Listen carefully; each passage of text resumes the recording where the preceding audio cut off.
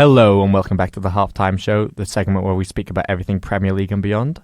So today is a bit different. Today I'm going to start off by talking about something Movember related. Is that okay, Harry? Yeah, that's fine, mate. This is a really important cause, and I think we dedicate some time to it. I think it's really important. Yeah, okay. So Thierry Henry spoke to the Rest is Football podcast with Gary Lineker this week, and he spoke a bit about the pressures that were put on him by his father as a child. And he spoke about how his dad never really told him he was proud of him properly until he had won the World Cup with France at 20 years of age. And he said felt like it was too late and he just wanted some more approval while he was younger. And what I gathered from that podcast is that we talk and we laugh a bit about like the Project Mbappe and like trying to force your child to become a professional footballer. But that's not always easy.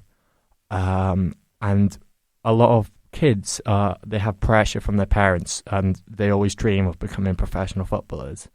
And the academy system is quite harsh. So 3 out of 4 young boys who play in the academy between ages 13 and 16 don't actually become professional footballers, which is quite tough because when you have that pressure and the expectation put on you and you watch football and all you want to do is be a footballer, so you relax a bit in school, you put it as your main focus, and then there's the exit trials at 16 if you don't get a contract, and a lot of these young boys, they don't get offered a pro contract, and then they're provided little to no support moving forward. They provide a tiny bit, but from what I've gathered from the bits of research I've done to speak about this today, there's not actually a lot there to support them to go out and get a job.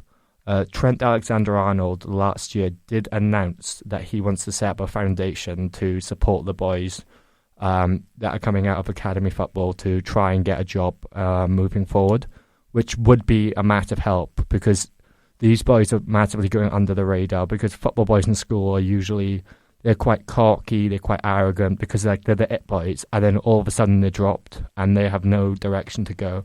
And in 2020, a young boy who played for Manchester City called Jeremy Whiston actually committed suicide 2 years after leaving Manchester City at the age of 16. So he picked up an injury, and a few months after that, he was told that he would not be able to stay with the club and he was released. And the club was supposed to support him.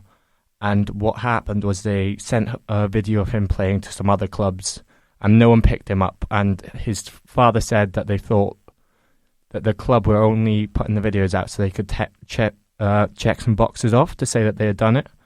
And there wasn't a lot of support there. And what we as a football community would like, as it's Mental Health Month for men and the Movember charity and everything, we'd like to raise awareness of this and hopefully the boys get some more support going forward.